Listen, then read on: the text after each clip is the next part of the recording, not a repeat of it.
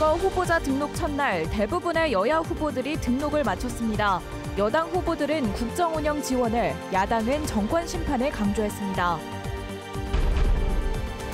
방송 3사가 공동 주최하는 청주 서원 TV토론에서 정권 심판과 공천 갈등, 쇠락한 지역 문제 등을 놓고 후보자들 간 날선 공방이 이어졌습니다. 검찰이 오송 참사와 관련된 경찰과 소방관들을 줄줄이 기소했습니다. 주의 의무를 다하지 않았고 사후 처리에도 문제가 있었다는 이유입니다. 소비자원 조사 결과 일상생활에서 자주 쓰는 화장솜 일부 제품에서 세균과 곰팡이가 검출됐습니다. 그런데 화장솜에 대한 안전 기준도 없습니다. 시청자 여러분 안녕하십니까? 뉴스데스크 충북 소식입니다. 다음 달 10일 치러지는 22대 총선 후보자 등록이 시작됐습니다. 첫날부터 후보 대부분이 등록을 마쳤는데 여당 후보들은 국정운영 지원과 거대 야당 심판을 앞세웠고 야당은 정권 심판을 강조하며 후보 단일화도 이뤄졌습니다. 김대웅 기자의 보도입니다. 오전 9시 총선 후보자 등록이 시작되자마자 후보자들의 발길이 이어졌습니다. 8개 선거구에 모두 후보자를 낸 거대 양당은 정권 심판론과 정부 지원론을 꺼내들고 맞섰습니다. 경제가 정말 어렵습니다. 윤석열 정부의 잘못된 경제정책의 비전 실패입니다. 심판해야 됩니다. 민생은 민주당이 앞장서서 회복하겠습니다. 이제 선택의 시간이 다가왔습니다. 이제 미래냐 과거냐, 흥덕을 일으킬 경제 전문가냐 586 운동권이냐. 소수정당 후보자들은 양당 정치를 끝내야 한다고 말했습니다. 상생의 정치로 복원돼야 국민이 행복해질 수 있습니다. 그래서 그것을 복원하기 위해서 제가 제 3당의 출연이 반드시 필요하다. 청주시 청원구에서는 국민의힘 김수민 후보와 개혁신당 장성남 후보가 단일화에 합의했습니다.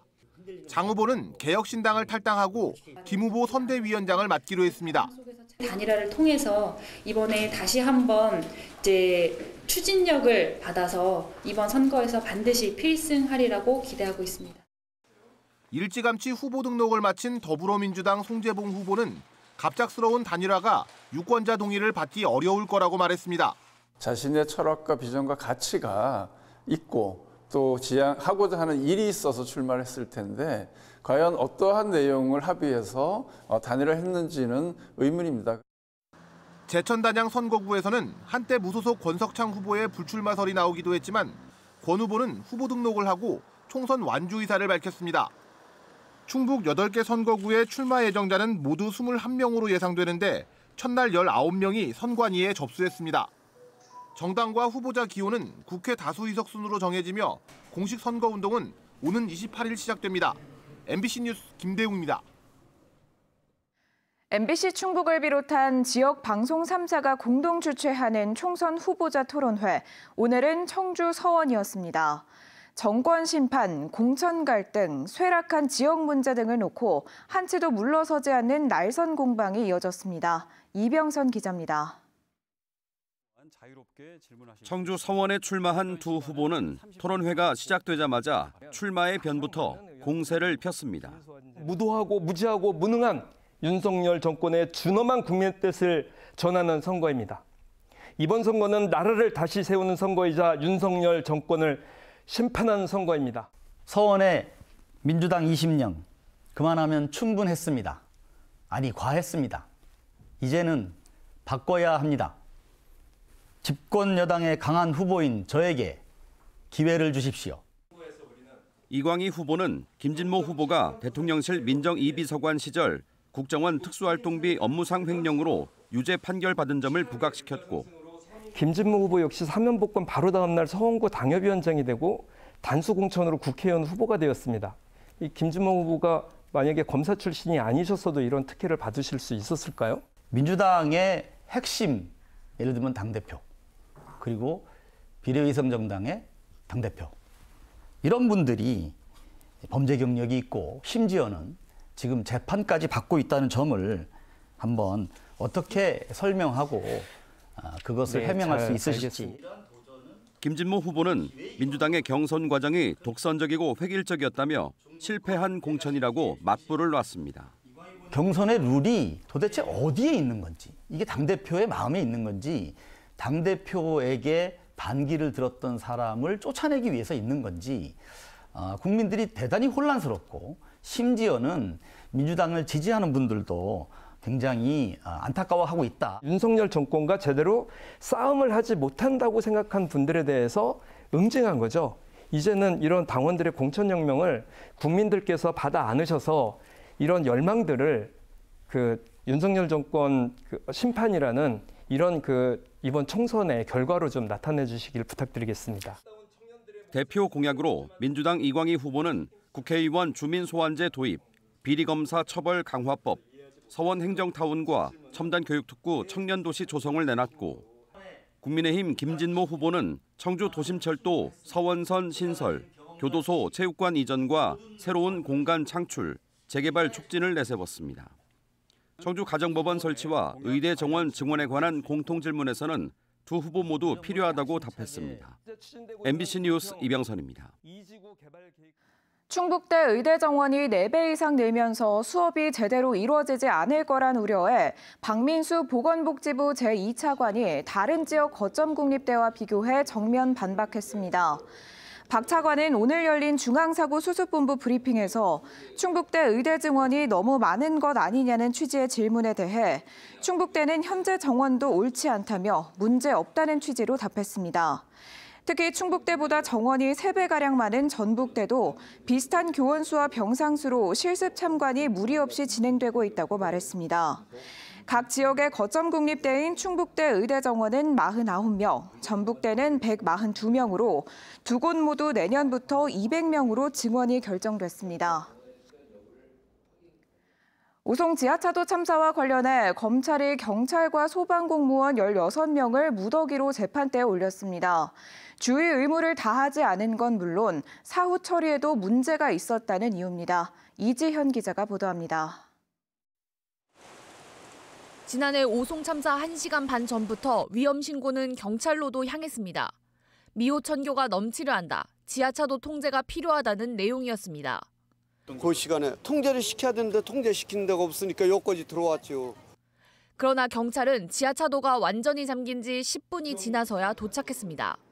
이름이 비슷한 인근 다른 지하차도로 출동했다가 돌아오느라 늦었던 겁니다. 그런데도 제대로 도착해 처리한 것처럼 결과를 꾸며 시스템에 입력했습니다. 이를 두고 당시 경찰은 동시다발적으로 신고가 몰렸고 112 지령이 제대로 전달되지 않았다는 등의 해명을 내놨습니다. 새벽 시간대 산사태도 있고 해서 지원해줄 순찰차가 마땅치 않았고, 오송 참사를 수사한 검찰은 업무상 과실치사상과 허위 공문서 작성 등의 혐의로 관련 경찰관 14명을 무더기 기소했습니다. 전 충북경찰청장과 전 흥덕경찰서장 등 지휘관도 포함됐습니다. 디지털 포렌식과 국립과학수사연구원 감정 결과 태블릿 PC에는 어떤 기술적 오류도 없었고 오전 7시부터 1시간가량 관할 파출소에 접수된 신고가 5건 정도라 충분히 대처할 시간이 있었다고 판단했습니다. 무엇보다 지령 전달 과정에서 위험 코드를 잘못 분류한 데부터 시작해 무전으로 재차 확인하지 않고 도착 처리를 하는 등 전 과정에서 업무상 의무를 다하지 않았다고 봤습니다. 도착도 안 한 현장에서 조치를 취했다며 전산에 기록했고 참사 뒤 작성한 보고서에는 발령하지 않은 경보를 한 것처럼 꾸미고 근무 일지를 조작했다고 검찰은 설명했습니다. 이와 함께 전 청주 서부 소방서장 등 소방관 2명도 함께 재판에 넘겼습니다. 재난 시 통합지휘를 위해 조직하는 긴급구조 통제단을 참사 전 가동하지 않았음에도 한 것처럼 적어 소방청에 보고한 등의 혐의입니다. 지금까지 검찰 수사본부가 재판에 올린 피고인은 30명, 시공사와 감리단 등 법인 2곳도 기소했습니다. MBC 뉴스 이지연입니다. 여교사와 또래 여학생들의 사진을 나체 사진과 합성한 뒤 돌려본 중학생들이 경찰에 붙잡혔습니다. 진천경찰서는 또래 여중생 5명과 같은 학교 선생님 2명의 얼굴을 나체 사진에 합성한 뒤 교실에서 함께 보거나 카카오톡으로 전송한 혐의로 진천 지역 중학생 3명을 불구속 입건했습니다. 경찰은 수사 경과에 따라 가해 학생은 더 늘어날 수 있다며 기초조사가 끝나는 대로 충북경찰청으로 사건을 넘길 계획입니다. 무면허 음주 뺑소니로 배달일을 하던 30대 가장을 숨지게 한 현역 군인에게 징역 10년이 선고됐습니다. 제1지역 군사법원 김성준 판사는 특정범죄 가중처벌법상 도주치사 등의 혐의로 재판에 넘겨진 육군 상병에게 징역 10년을 선고했습니다.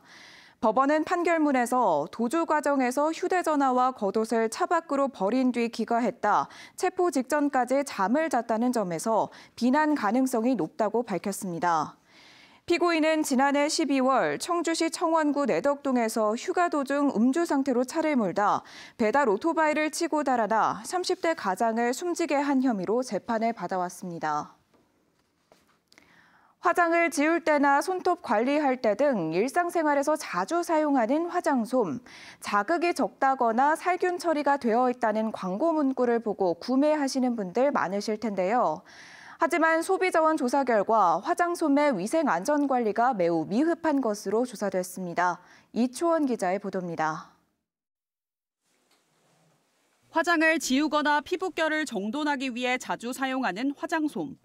피부에 직접 닿기 때문에 까다롭게 고를 수밖에 없습니다. 하루에 2개? 매일매일 쓰고 하루에 2장 정도 써요. 일단 제 피부에 쓰는 거니까 저자극인 걸로 보고, 그리고 이제 화장솜이 잘 뜯겨지지 않는 걸로 보고 있어요. 그렇다면 얼마나 안전할까? 한국소비자원이 시중에 판매 중인 화장솜 45개 제품을 조사해봤더니 16개 제품에서 세균과 곰팡이가 검출됐습니다. 11개 제품에서는 세균이, 6개 제품에선 곰팡이가 검출됐고 1개 제품에서는 세균과 곰팡이 모두 확인됐습니다.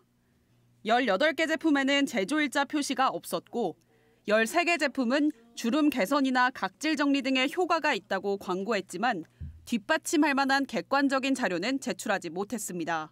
시정 권고에 따라서 제조, 생산, 그리고 유통하는 과정에서 위생관리를 강화하기로 회신을 했고, 객관적 근거가 없는 표현을 사용한 제품들은 향후 생산할 제품부터 그런 표현을 삭제하고. 하지만 화장솜에 대한 안전기준은 아직 마련돼 있지 않아 규제가 쉽지 않은 상황입니다. 면봉의 기준이 300 CFU로 정해져 있어서 최대값하고 비교를 하면 좀 상대적으로 많아 보이기는 하지만 위해성을 판단할 수 있는 기준이 따로 마련돼 있지 않아서 소비자원은 화장솜에서 세균이나 곰팡이가 번식하는 것을 막기 위해서는 습기가 없는 곳에 제품을 보관해야 한다고 당부했습니다. MBC 뉴스 이초원입니다. MBC 충북 이태문 신임 사장이 취임했습니다. 이태문 MBC 충북 사장은 취임사를 통해 지역과의 밀착, 지역방송 본연의 역할 강화로 다매체 시대의 위기를 극복하겠다는 포부를 밝혔습니다. 1989년 청주 MBC 보도국 기자로 입사해 보도국장과 특임국장을 역임한 이태문 사장은 MBC 충북의 첫 자사 출신 사장이 됐습니다. 오늘 오후 2시 50분쯤 청주 내수읍의 한 야산에서 불이 나 20여 분 만에 진화됐습니다. 이 불로 인명피해는 없었지만 임야 300제곱미터가 불에 탔습니다. 산림당국과 경찰은 인근 공장 관계자가 쓰레기를 태우다 산으로 불이 옮겨 붙은 것으로 보고 정확한 화재 원인을 조사하고 있습니다. 청주시의 무심천 친수공간 조성 사업을 두고 환경단체가 반발하고 나섰습니다. 청주 충북환경운동연합은 성명을 통해 하천 둔치는 재해 예방과 생태계 보호를 위해 보존돼야 한다며 이를 파괴하는 청주시의 친수공간 조성 사업을 멈추라고 요구했습니다. 청주시는 금강유역 환경청의 점용 허가를 받아 기준에 맞춰 추진하고 있어 생태계 보존에는 문제가 없다고 반박했습니다. 청주시의 무심천 친수공간 조성 사업은 내년까지 146억 원을 들여 무심천 둔치에 조성하는 사업입니다. 지금까지 뉴스데스크 충북 소식이었습니다. 시청해주신 여러분 고맙습니다.